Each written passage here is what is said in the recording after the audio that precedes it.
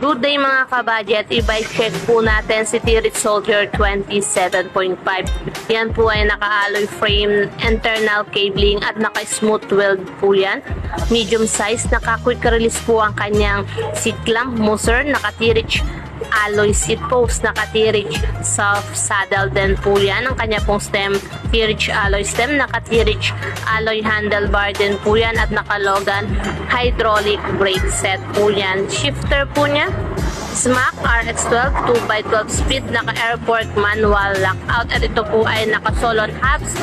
Quick release crankset po niya, naka 2x Halotech T-Rex crankset. Kanya pong FD ay naka-Smack, RD po niya ay naka-Smack RX12 2x12 speed. Cogs po niya, cassette type 12 speed.